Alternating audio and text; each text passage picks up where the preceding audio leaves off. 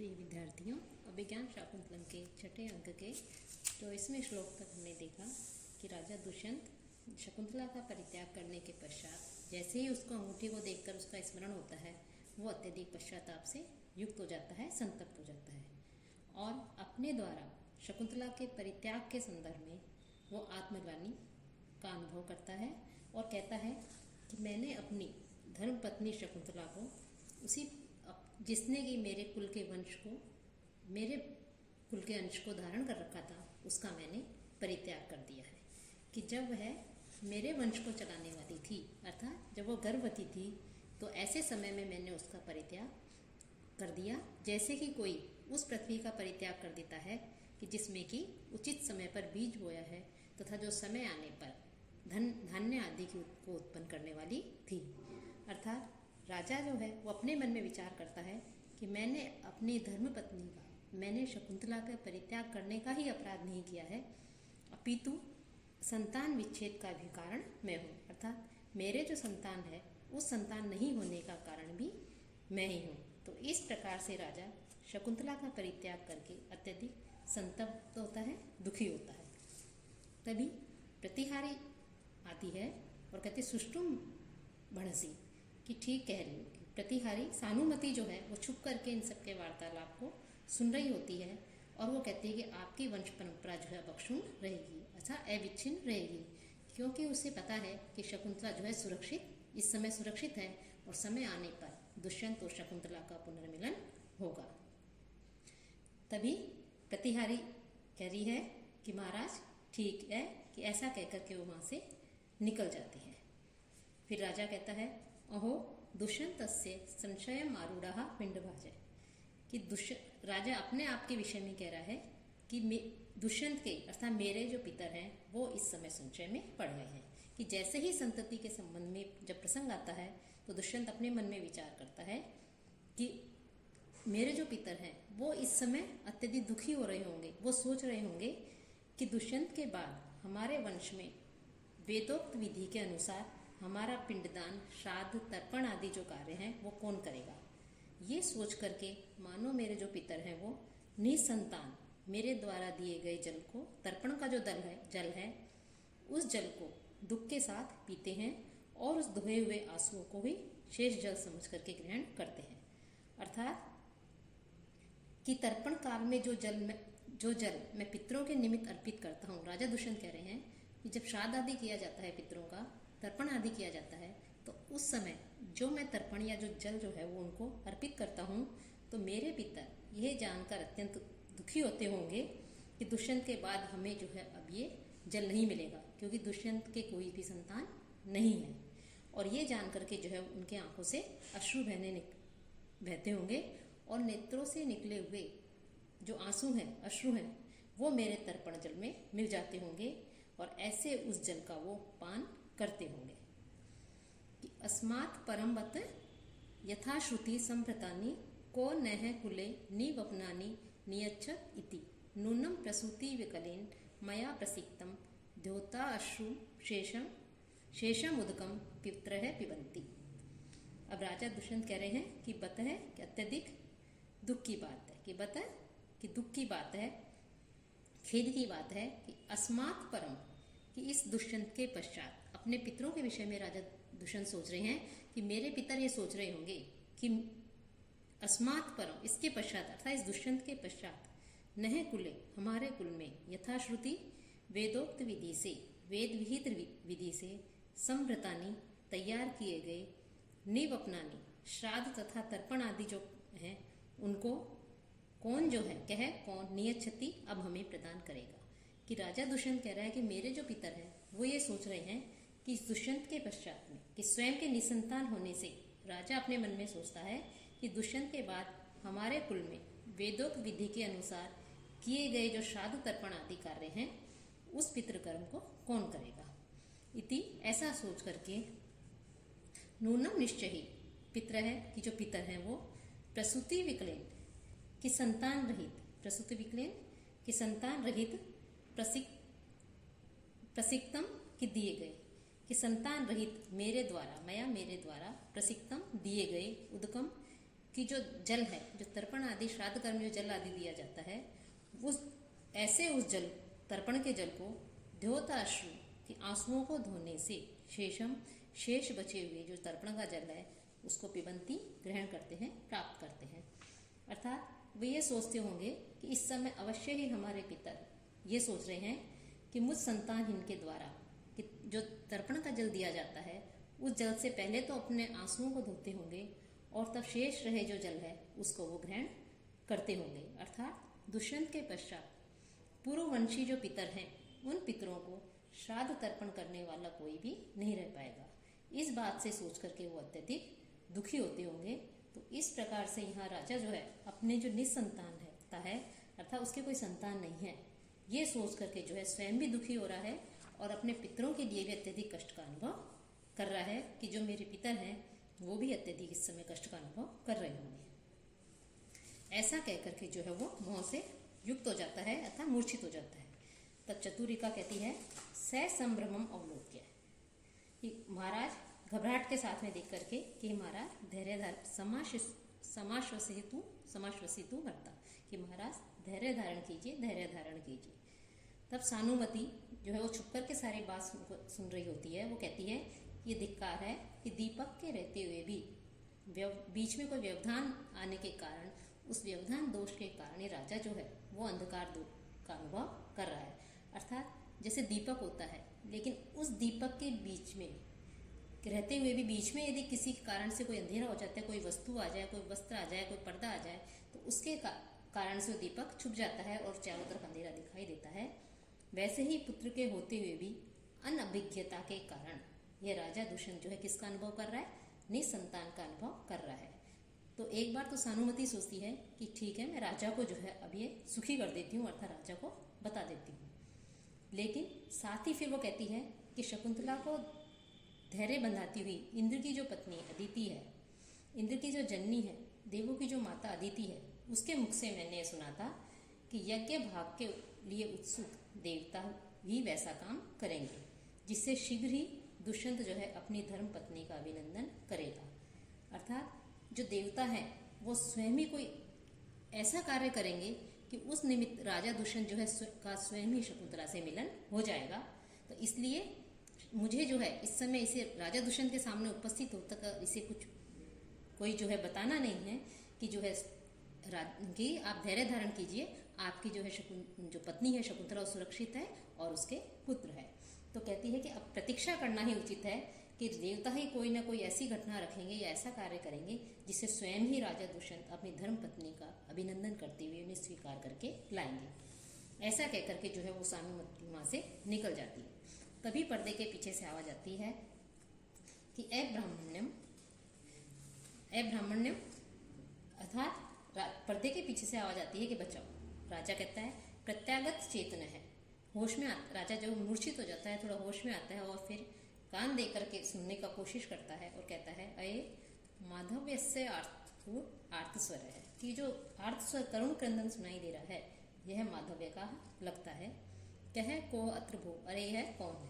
तभी प्रवेश करके प्रतिहारी कहती है सह संभ्रम घबराहट के साथ में परित्रायताम देव है संशय गतम वयस्य कि महाराज जो जीवन संशय में पड़े हुए अपने मित्र को बचाइए कि आपका जो मित्र है वो संशय में है जो है इस समय, तो आप जो है उसकी रक्षा कीजिए। राजा कहता है केन आत्गंधो माणोक है कि वो जो बेचारा बालक है उसको किसने पीड़ित किया था, उसको किसने जो स्वर सुनाई देता है कि बचाओ, तो राजा कहता है माधव्य जो मित्र है उसको किसने तिरस्कृत किया है, किसने कष्ट पहुंचाया है, किसने पीड़ा दी है। तब प्रतिहारी कहती है अदृष्ट रूपेण कि दृष्टिगोचर नहीं है, दिखाई नहीं दे रहा है, अदृश्य है।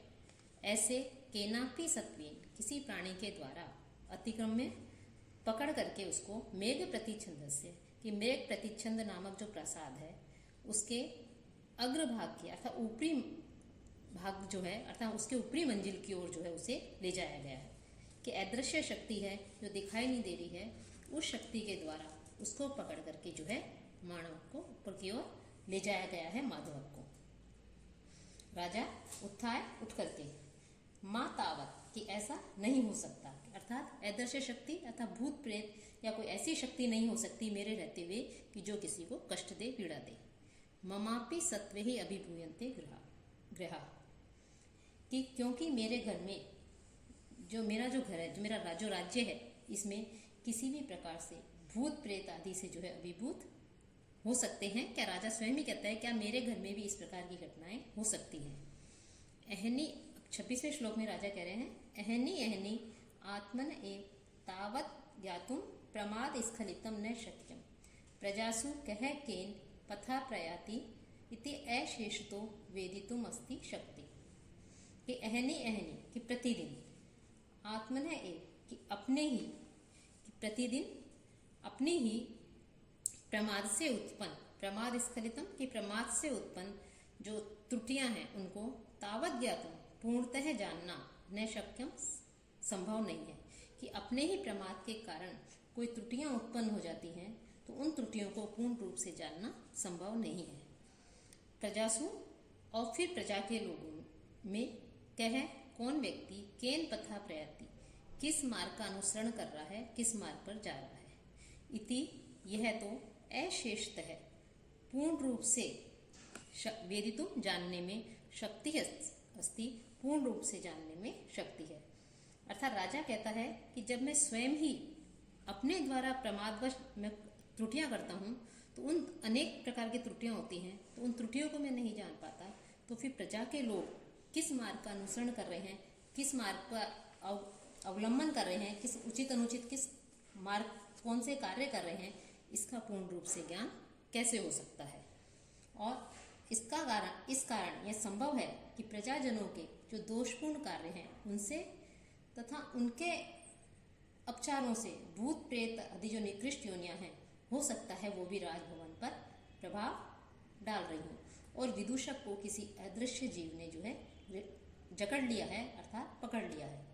कि राजा के कहने का यहाँ पर आशय यह है कि मैंने शकुंतला का परित्याग करके स्वयं ही बहुत बड़ी त्रुटि की है, गलती की है। तो जब मैं ही अपनी त्रुटि को नहीं जान पाया उस समय, तो प्रजा के लोग किस मार्ग का अवलंबन कर रहे हैं, किस उचित अनुचित कार्य कर रहे हैं, किस प्रकार की त्रुटियां कर रहे हैं, तो उसको जो है वो कैसे जान सकते हैं। तो इसी प्रमाद के कारण हो सकता है मेरा जो पवित्र राजप्रसाद है, महल है, इसको भूत प्रेत आदि निकृष्ट जीव अपना लक्ष्य बना रहे हैं। अर्थात वो भी देख रहे हैं कि राजा भी जो है इस समय ध्यान नहीं दे रहा है, राजा भी जो है अनेक प्रकार की त्रुटियां कर रहा है, तो हो सकता है उन्होंने भी जो है अवसर देख करके मेरे इस राजप्रसाद को भूत प्रेत आदि जो निकृष्ट योनियां हैं उन्होंने जो है मेरे इस राजप्रसाद पर प्रभाव डालना प्रारंभ कर दिया है। नेपथ्य, फिर पर्दे के पीछे से आवाज आती है, भो वयस्य कि हे मित्र अविहा अभिहा बचाओ बचाओ गति भेदेन परिक्रामन। राजा चाल बदलकर घूमता हुआ, सखे कि हे मित्र न भेतव्यम न भेतव्यम, मत डरो मत डरो। फिर पर्दे के पीछे से आवाज आती है, पुनः तदेव पठित्वा, फिर उसी बात को दोहरा करके कि मुझे बचाओ बचाओ।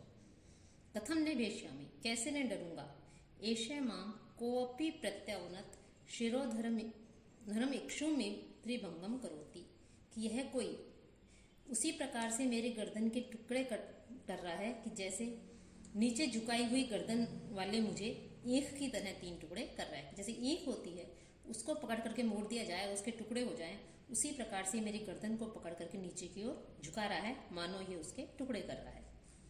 राजा से दृष्टिक्षेपम, अपने आंख इधर उधर देख डाल करके, धनु तावत कि धनुष लेकर के आओ, प्रविश्य शारंगरस्ता कि जो हाथ जो में धनुष बाण आदि लेकर के जो है वो प्रवेश करके, यवनी भर्तृ ही एतद हस्तौ चाप सहितम शरासनम, कि महाराज यह हस्तावरण कि हाथ में पहने जाने वाला जो दस्ताना होता है उसके सहित ये धनुष है।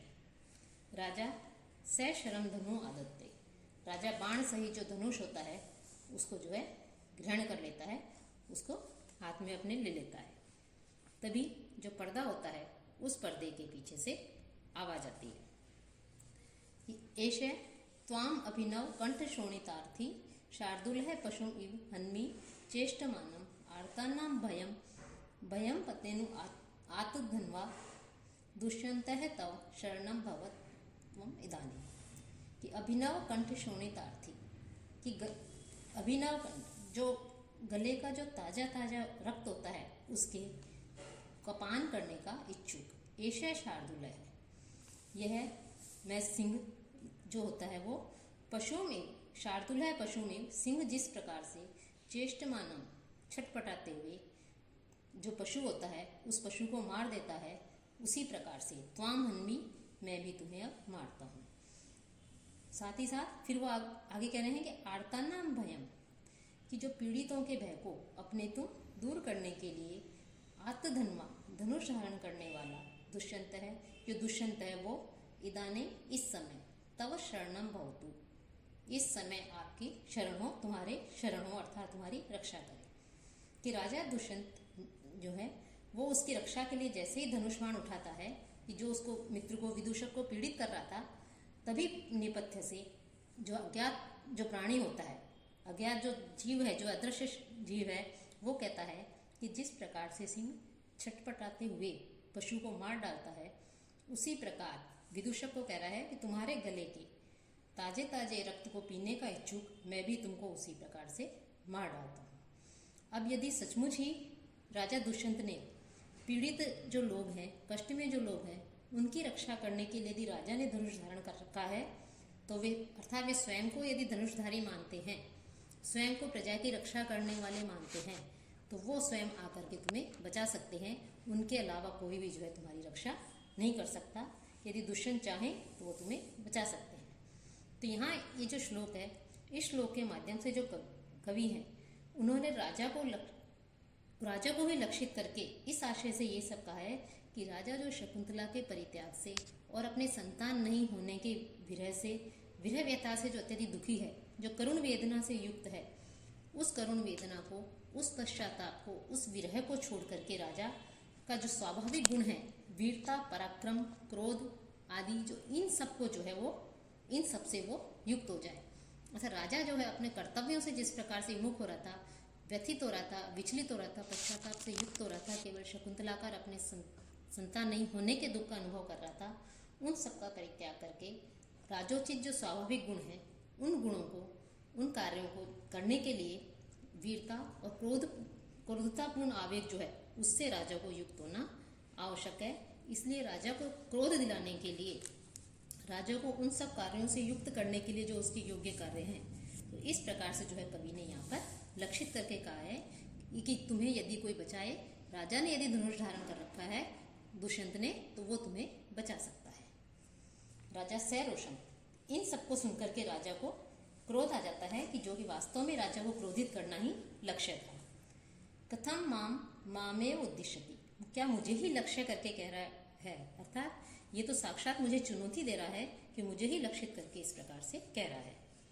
तिष्ठ गुणपाशनं त्वम इदानीं न भविष्यसि, अच्छा तो हे राक्षस ठहरो, अब तुम भी जो है नहीं रहोगे, अर्थात अब मेरे हाथों से तुम नहीं बच सकते। शार्ंगम आरोपे, जो धनुष है उसको चढ़ा करके कहता है वेत्रवती सोपान मार्गम आदेश, कि महल के ऊपरी मंजिल पर जो है उसने उसे दबोच रखा है, जीव ने, अदृश्य शक्ति ने उसको विदूषक को, दुष्यंत के मित्र को। तो राजा कहते हैं कि मुझे सीढ़ियों का मार्ग दिखाओ। प्रतिहारी कहते हैं इत इतो देव, महाराज इधर से आइए। सर्वे त्वरम उपसर्पन्ति, सभी शीघ्रता से पास जाते हैं। राजा चारों ओर देख करके शून्यम खलु इदम, कि यह स्थान तो शून्य है। तभी पर्दे के पीछे से आवाज आती है अभिहा अभिहा, बचाओ बचाओ, अहम अत्र भवंतम पश्यामि, कि मैं यहाँ हूँ और आपको देख रहा हूँ। त्वम माम न पश्यसि, लेकिन आप मुझे नहीं देख रहे हैं। विडाल ग्रहीतो मूषक इव निराशो अस्मि जीवते संवृत है, कि जैसे बिल्ली के द्वारा चूहा पकड़ लिया जाता है और चूहा अपने जीवन से निराश हो जाता है, उसी के समान विदूषक कहता है कि मैं भी अपने जीवन से निराश हो गया हूँ। राजा कहता है बहुत तिरस्कारिणी गर्वित, कि हे तिरस्कारिणी विद्या के कारण अभिमानी गर्वित। मदीयम अस्त्रम त्वाम द्रक्ष्यति, मेरा जो शस्त्र है वो ही तुम्हें दिखेगा, अर्थात मैं अपने शस्त्र को छोड़ रहा हूँ, अपने बाण छोड़ रहा हूँ, वो ही तुम्हारा अंत करेंगे, तुम्हें मारेंगे। ऐसा कह करके जो रहता है एशे तम ईशु संदसी, कि यह मैं शर को चढ़ाता हूँ। जो हनिष्यति वध्यम त्वाम रक्षिष्यति द्विजम, हंसो ही शीरम आदत्ते तन मिश्रा वर्जंती अपह, कि यह कि जो वध्यम मारने योग्य त्वाम तुमको हनिष्यति मारेगा, कि जो मारने योग्य हो तुम, क्योंकि तुम कष्ट पहुंचा रहे हो। अदृश्य शक्ति को लक्षित करके राजा कह रहा है कि तुम जो है मेरे प्रजाजनों को पीड़ित कर रहे हो, मेरे मित्रों को कष्ट दे रहे हो, पीड़ा दे रहे हो, तो तुम मारने योग्य हो, मृत्यु दंड के योग्य हो, तो तुम्हें मेरा जो ये बाण है ये तुम्हें मारेगा, और तुम्हें तो मारेगा, और रक्षम और रक्षा करने योग्य जो द्विजम जो ये ब्राह्मण है इसकी रक्षिष्यति रक्षा करेगा ही, क्योंकि जैसे हंस है, जो हंस होता है वो क्षीरम आदत्ते दूध को तो ग्रहण कर लेता है, और तन मिश्र उसमें मिले हुए अपह वर्जती जल को छोड़ देता है। अर्थात राजा कहता है कि अब मैं बाण चढ़ाता हूँ और मेरा जो बाण है ये जो वध करने योग्य है, ऐसे तुमको तो अदृश्य रहने पर भी तुमको मार देगा, और जो रक्षा के योग्य जो ब्राह्मण है जिसको तुमने पकड़ रखा है, ऐसे विदूषक के ब्राह्मण विदूषक की वो रक्षा करेगा। कि जिस प्रकार से हंस दूध को तो ग्रहण कर लेता है और उसमें मिले हुए जल को छोड़ देता है, उसी प्रकार से मेरा यह बाण भी मारने योग्य, तुम्हारा तो वध करेगा और रक्षा करने योग्य इस ब्राह्मण विदूषक की रक्षा करेगा। ततः प्रविशति विदूषकम उत्सृज्य मातुः। तब इसके बाद जैसे ही राजा बाण चढ़ाता है, तब विदूषक को छोड़ करके जो मातली होता है वो प्रवेश करता है। वो कहता है कि राजन, कि हे राजा, कृतः शरव्यम हरिणा तव असुरः शरासनं तेषु विकृष्यताम इदम प्रसाद सौम्यानि सताम सोहिजने पतंती चक्षुंषि न दारुणः शराः। कि हरिणा असुरा, कि इंद्र ने असुरः कि असुरों को तव शरव्यम कृतः तुम्हारे बाणों का लक्ष्य बनाया है। कि मातली जो इंद्र का जो सारथी है उसका नाम है मातली, कि इंद्र का संदेश लेकर के आया है, तो वो ही जो है राजा के मन में, राजा चूंकि पश्चाताप से युक्त है, संताप से युक्त है, करुणा से ओतप्रोत है, दुखी है, तो उस राजा के अंदर वीरता का संचार करने के लिए, उसके पराक्रम को जगाने के लिए मातली जो है सारा घटनाक्रम की रचता है कि अदृश्य शक्ति के रूप में जो है विदूषक को पकड़ता है। तो राजा के मन में जैसे ही क्रोध आता है, उसको मारना चाहता है, तभी सामने प्रकट होकर के इंद्र का सारथी जो मार होता है मातली, वो कहता है, हे राजा, कि देवराज इंद्र ने आपके बाणों का लक्ष्य किसको बनाया? असुरों को बनाया है, कि आप मुझे लक्ष्य मत बनाइए, क्योंकि इंद्र ने आपके बाणों का लक्ष्य जो है असुरों को बनाया है। इदम शरासनम, तो उन्हीं के ऊपर, इस धनुष को जो है असुरों के ऊपर ही, तेषु उन असुरों के ऊपर विकृष्यताम चढ़ाइए, अर्थात उनके ऊपर ही इस बाण को चढ़ाइए। सताम सुहिजने, क्योंकि अपने जो सुहिजन होते हैं, सत्पुरुष होते हैं, अपने जो लोग होते हैं, उन पर प्रसाद सौम्यानि, प्रसन्नता से मनोहर जो नेत्र होते हैं, चक्षुंषी नेत्र जो है, दृष्टि जो है वो पतंती पड़ती है, दारुणः शरान है, कठोर बाण नहीं। अर्थात मातली जैसे ही राजा को क्रोध आता है, वो अदृश्य शक्ति के ऊपर जो है बाण चलाते हैं, चलाने के लिए कहते हैं, तभी साक्षात रूप से इंद्र का सारथी मातली प्रकट हो जाता है, और वो राजा दुष्यंत से कहता है कि देवराज इंद्र ने आपके बाणों का लक्ष्य किसको बनाया? असुरों को बनाया है, इसलिए आप उन असुरों को ही अपने बाणों का क्या बनाइए? लक्ष्य बनाइए। क्योंकि सज्जन लोग जो होते हैं वो अपने मित्रों पर जो कठोर बाण है वो नहीं चलाते, प्रत्युतः उन पर तो सदैव उनकी कृपा दृष्टि, स्नेहपूर्ण दृष्टि जो है उनके ऊपर बनी रहती है। इसलिए आप जो है अपने बाणों को उन असुरों के ऊपर चलाइए।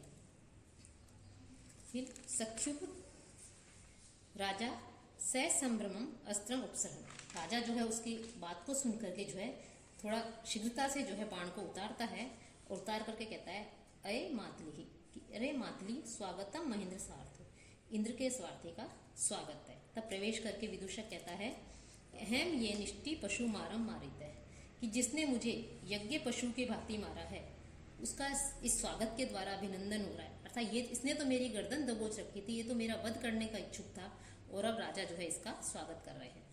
फिर मातली कहता है, आयुष्मान श्रूयताम यदर्थम अस्मि हरिणा भवत सकाशम प्रेषित है, कि जिस इंद्र के द्वारा मुझे आपके पास में भेजा गया है उस संदेश को सुनिए। राजा कहता है, ठीक है, मैं सुनता हूँ। फिर मातली कहता है, अस्ति कालनेमी प्रसूति दुर्जयो नाम दानव गण है, कालनेमी के जो वंशज है दुर्जय नामक दानवों का एक समूह है, दल है। राजा कहता है, अस्ति है श्रुत पूर्वम मया नारदात, कि मैंने नारद के मुख से पहले कभी सुना है। तब मातली कहता है, सख्युः ते स किल शतक्रतुः अज्यः तस्य त्वं रणशीर्षि स्मृतो निहंता उच्छेतुं प्रभवति यत्न सप्तसप्तिः तन्नैषं तिमिरम अपाकरोति चंद्र है। कि सैकिल वह राक्षसगण वस्तुतः ते आपके जो मित्र हैं, आपके मित्र को सर्वव्यूह शतक्रतुः, आपके जो सख्यु अर्थात आपके जो मित्र हैं, ऐसे कौन, इंद्र, ऐसे इंद्र के लिए शतक्रतुः, इंद्र के लिए अजय है, अजय है। कि वह राक्षसगण आपके मित्र जो इंद्र है उसके लिए अजय हैं। तुम रणशीर्षि, आप जो है संग्राम में, तस्य निहंतः स्मृत है, उसको मारने वाले माने गए हैं। जो राक्षसों का समूह है वो वस्तुतः आपके मित्र इंद्र के द्वारा अजय हैं, वो उनका जो है वध नहीं कर सकते हैं, आप ही केवल उनका वध कर सकते हैं।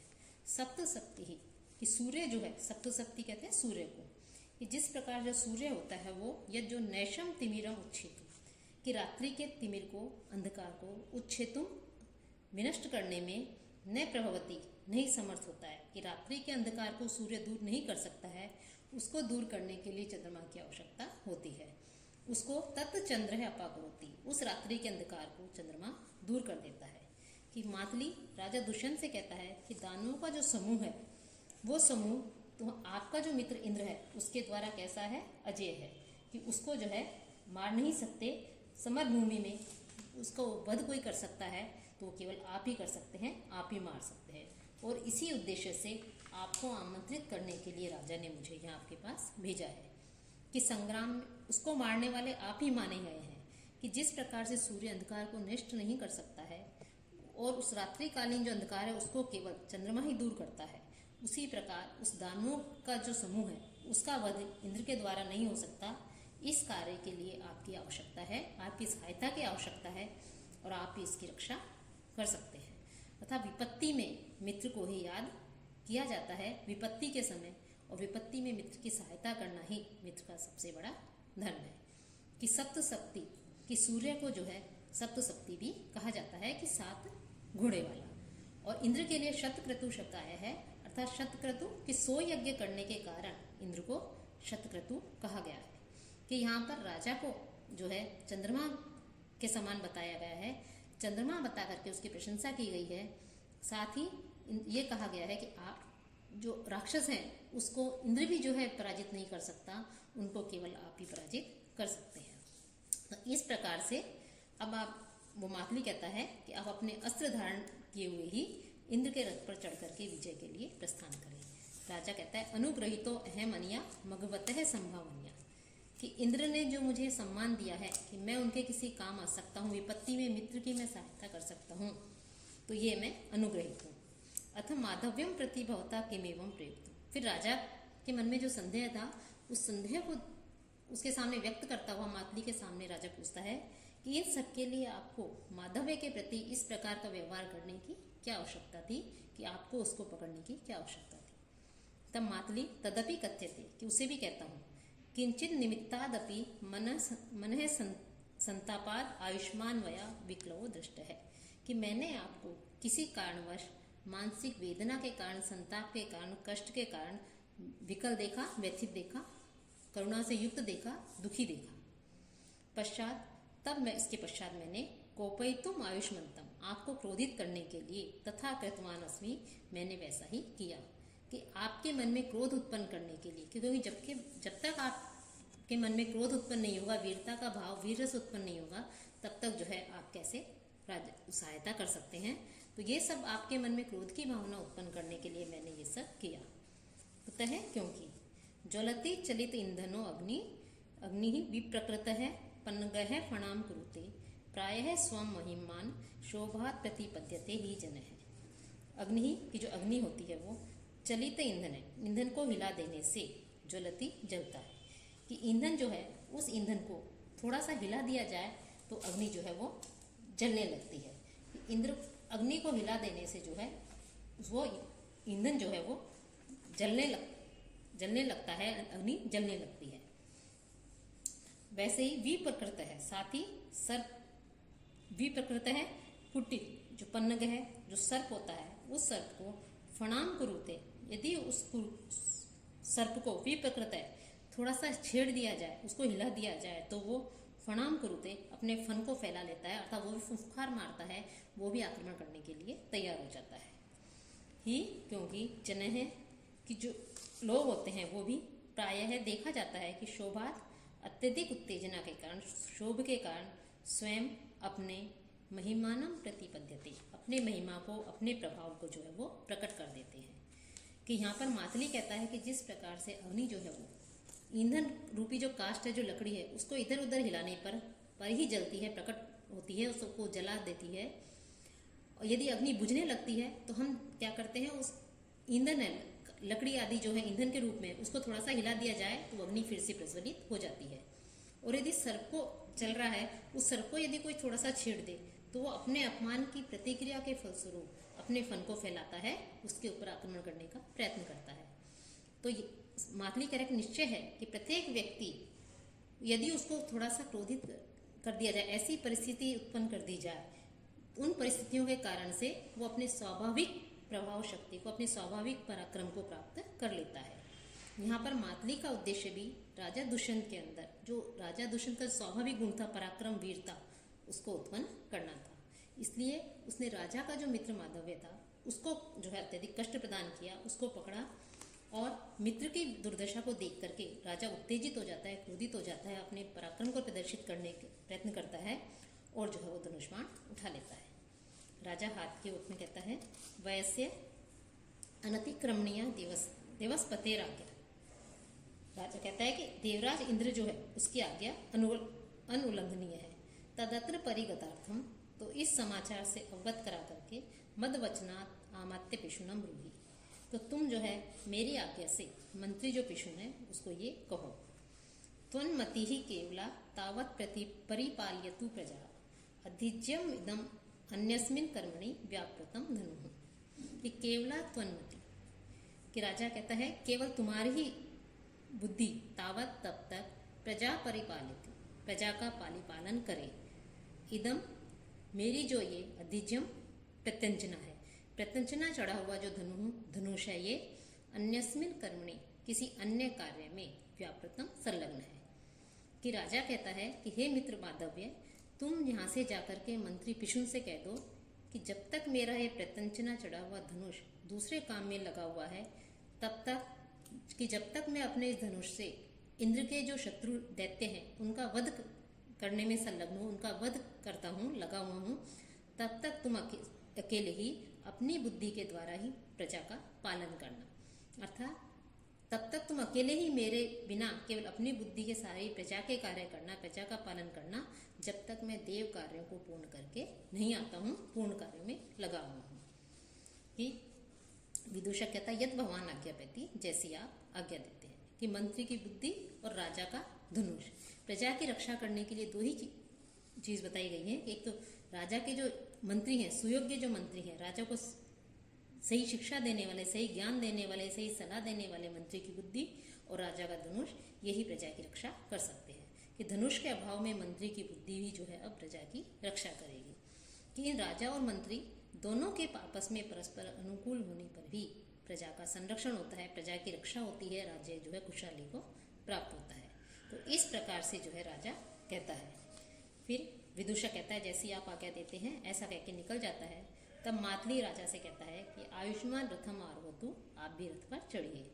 ऐसा कह करके रथ पर चढ़ने का अभिनय करते हैं और सारे निकल जाते हैं। और राजा के वहाँ से निकलने के साथ ही जो है ये छठा अंक भी समाप्त होता है।